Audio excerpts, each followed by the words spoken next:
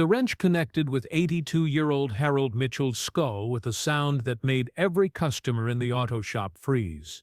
"I told you not to question my work, old man," Mechanic Jake Turner shouted, standing over Harold, who was now bleeding on the concrete floor. Harold had simply asked why a $50 oil change became a $400 bill. His Purple Heart from Vietnam meant nothing here. His fractured skull meant everything to his son. Commander Ryan Mitchell was at the naval base 3 miles away when his father's medical alert triggered. The GPS showed Joe's auto repair. Ryan looked at his SEAL platoon. "Mount up. Someone just made the last mistake of their life." 24 Navy SEALs would arrive in under 5 minutes. Every tool in that shop would be evidence. Every exit would be sealed. Joe's auto repair sat on the corner of Industrial Boulevard and 3rd Street in Norfolk, Virginia.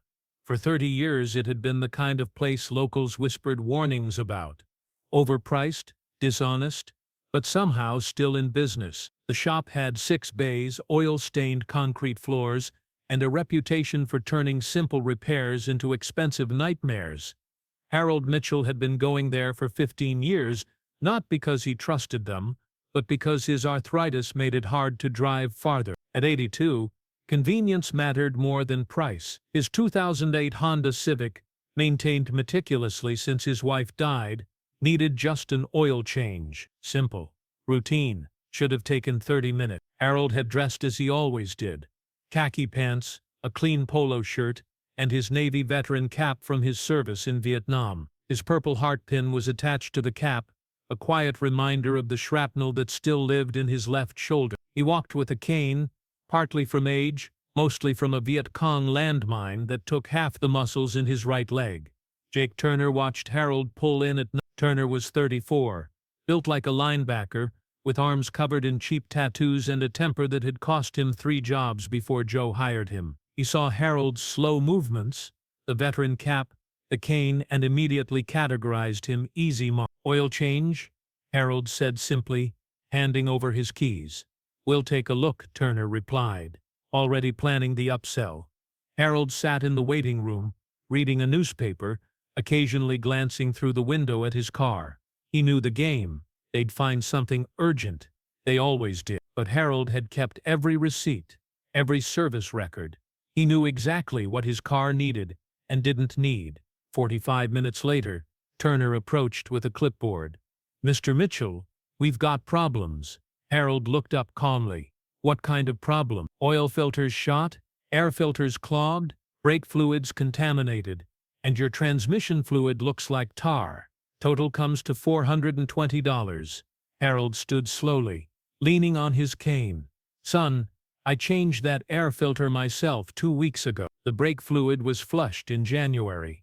And Honda Civics don't need transmission service until 100,000 miles. Mine has 60,000. Turner's face reddened. He wasn't used to being challenged, especially not by old men. "You calling me a liar?" "Ever." "I'm calling you mistaken," Harold said diplomatically. "I'll pay for the oil change. $50, like your sign says. The work's already done." Turner lied. "You owe $420.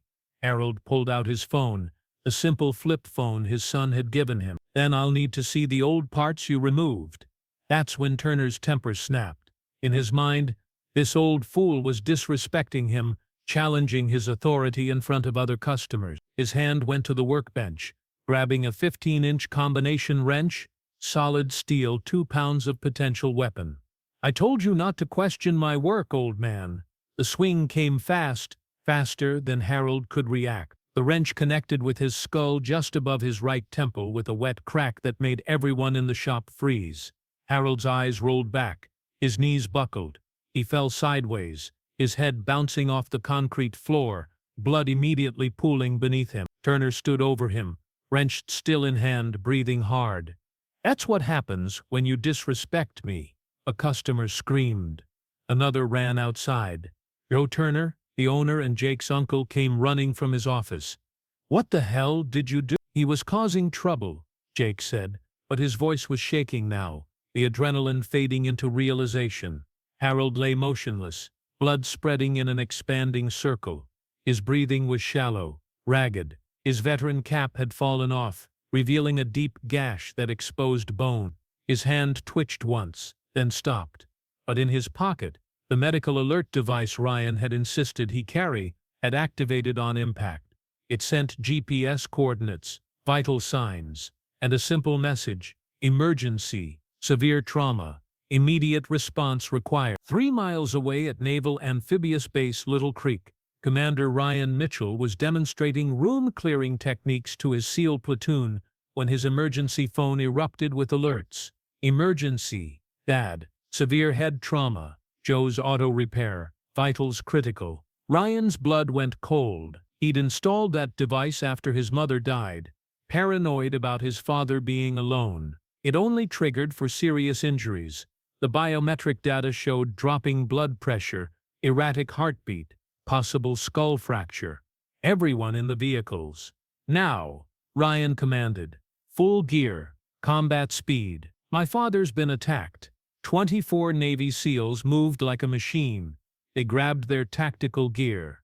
Not weapons, but medical kits, restraints, and communications equipment. They loaded into 4 black SUVs, Ryan in the lead vehicle already on the phone with dispatch. This is Commander Mitchell, SEAL Team 2. Medical emergency at Joe's Auto Repair, 2847 Industrial Boulevard. Possible attempted murder of a veteran. We are responding. The dispatcher started to protest about protocol, but Ryan cut her off. Ma'am, my father is dying. We're 3 minutes out. Have ambulances standing by. The convoy moved through Norfolk traffic like sharks through water. Not reckless, but unstoppable. Cars pulled aside, sensing something urgent approaching. Back at Joe's auto, Jake Turner was trying to clean up the blood with shop rags, making it worse, destroying evidence. Joe was on the phone with his lawyer. Other customers huddled in the corner, some recording, most in shock. Harold hadn't moved. The pool of blood had spread 3 feet. His breathing was barely visible. An elderly woman who'd been waiting for her car knelt beside him, afraid to touch him but unwilling to leave him alone. Please, she whispered, someone help him. That's when they heard the vehicles, multiple engines, approaching fast. Through the shop's open bay doors, 4 black SUVs slid to a stop in perfect formation. Doors opened in unison. 24 men in tactical gear emerged, moving with the controlled violence of professionals. Ryan was first through the door. He took in the scene instantly. His father motionless in blood, Jake Turner holding bloody rags, a wrench on the floor, witnesses everywhere. Nobody move. Ryan's voice filled the shop with authority that made everyone freeze. He dropped to his knees beside Harold, his hands immediately checking vitals. Weak pulse, shallow breathing, severe head trauma. Medic up, he called. Chief Petty Officer Williams, the platoon's combat medic, was already moving. He began immediate trauma care while Ryan held his father's hand. Dad, I'm here. You're going to be okay. I'm here. Harold's eyes fluttered slightly but didn't open. Jake Turner tried to speak. He attacked me first. 5 SEALs surrounded him instantly. They didn't touch him, didn't threaten him, just stood close enough that he could feel their presence like a physical weight. Sir, one said quietly, you're going to want to remain silent. Lieutenant Mason had already secured the wrench with evidence gloves. The blood on it was still wet. Other SEALs had locked down every exit, not aggressively, just standing there, immovable. Chief, Ryan said, his voice deadly calm, status on my father, skull fracture, severe concussion, possible brain bleed. He needs surgery immediately, Williams replied while maintaining pressure on the wound. The ambulance arrived, but the EMTs had to be cleared by the SEALs before entering. As they prepared Harold for transport, Ryan stood and faced Jake Turner. What's your name? Jake Turner. Look, you hit an 82-year-old disabled veteran with a wrench because he questioned a bill, Ryan stated, not asked. Joe, the owner, tried to intervene. There's been a misunderstanding. Sir, Lieutenant Mason interrupted. We have 6 witnesses and security footage. There's no misunderstanding. The police arrived, 4 units initially, then more when they realized Navy SEALs had locked down a crime scene. Captain Diana Foster of Norfolk PD assessed the situation carefully. "Commander Mitchell, I understand this is your father."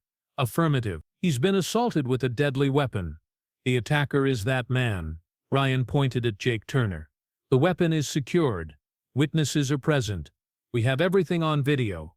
Foster reviewed the security footage on the shop's system. It was damning. Harold standing peacefully, questioning a bill, then Jake grabbing the wrench and swinging it like a club into an elderly man's head. "Mr. Turner, you're under arrest for attempted murder," Foster announced. As Jake was cuffed, he made one last mistake. He deserved it. "Old fool thought he knew better than me." Every SEAL turned to look at him. The temperature in the room seemed to drop 10 degrees. "He served 2 tours in Vietnam," Ryan said quietly. "He has a Purple Heart, Bronze Star, and Navy Cross. He saved 14 sailors when his ship was attacked, and you tried to kill him over a $400 bill." The EMTs were ready to transport Harold. As they wheeled him toward the ambulance, Ryan walked beside the gurney, holding his father's hand. Harold's eyes opened slightly, unfocused, confused. "Ryan," he whispered, "I'm here, Dad. You're safe. Did I pay for the oil change?" Despite everything, Ryan almost laughed. "No, Dad. You're never paying here again." At the hospital, the news was grim. Harold had a depressed skull fracture, requiring immediate surgery. There was bleeding on the brain. At his age, the risks were enormous. During the 5-hour surgery, the 24 SEALs maintained a vigil in the waiting room. They didn't leave, didn't eat, just waited. The hospital staff had never seen anything like it. 24 elite warriors standing watch over one of their own. The story broke on social media before the news outlets picked it up. The security footage, leaked by a customer, showed everything: an elderly veteran questioning a bill, a mechanic attacking him with a wrench, the veteran falling in blood. Then the arrival of the SEALs, professional, controlled, but terrifying in their precision. "Justice for Harold" started trending within hours.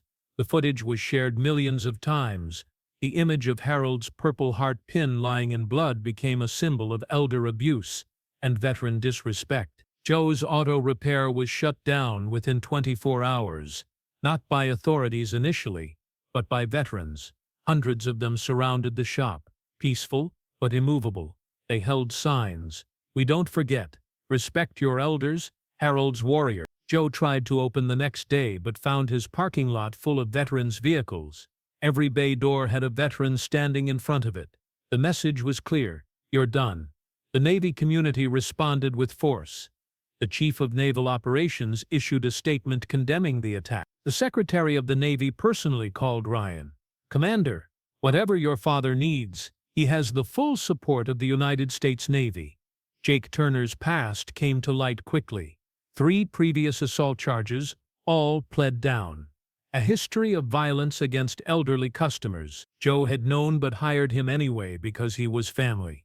The investigation revealed Joe's auto had been systematically defrauding elderly customers for years. Fake repairs, unnecessary services, intimidation when questioned. Harold was just the first to stand up to them. While Harold was still unconscious, something remarkable happened. Other auto shops in Norfolk started offering free services to elderly veterans. Harold's Honor, they called it, free oil changes for any veteran over 75. After 12 hours, Harold woke up, confused, disoriented but alive. His first words were, "Where's my car?" Ryan laughed through tears. "Dad, your car is fine. You're in the hospital. Did that boy fix my oil?" "No, Dad. That boy is in jail." Harold nodded slightly, then winced from the pain. "Good. He was overcharging." The recovery was slow. Harold's skull had been fractured in 3 places. He had significant swelling on the brain. His vision in his right eye was permanently damaged.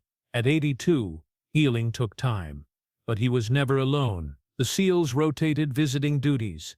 Every day, at least 2 were there. They helped with physical therapy, kept him company, made sure the hospital staff knew Harold Mitchell was protected.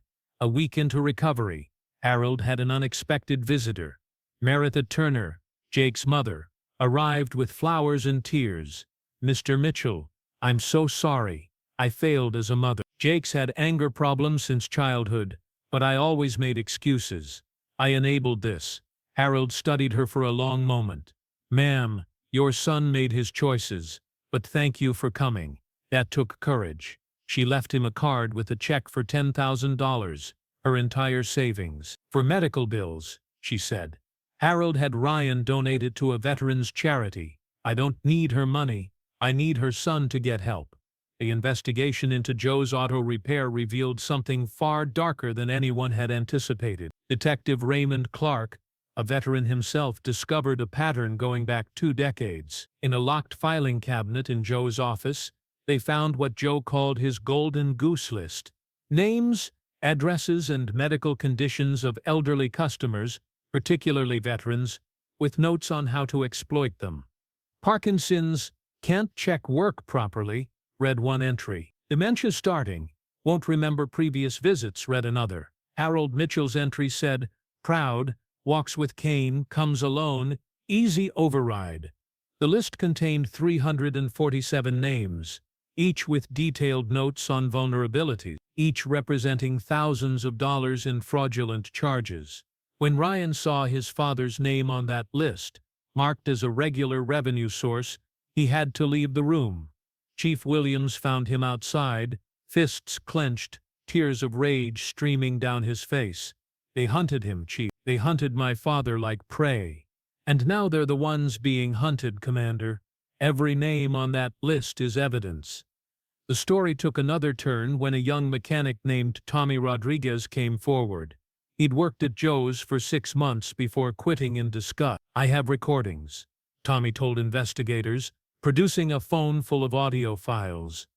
Jake bragging about teaching lessons to old-timers who complained. Joe laughing about charging a World War II vet for a new engine when all he needed was an oil cap. In one recording, Jake's voice was clear. "These old fools don't know anything about modern cars. If they complain, I just get loud. They always back down, except that Mitchell guy.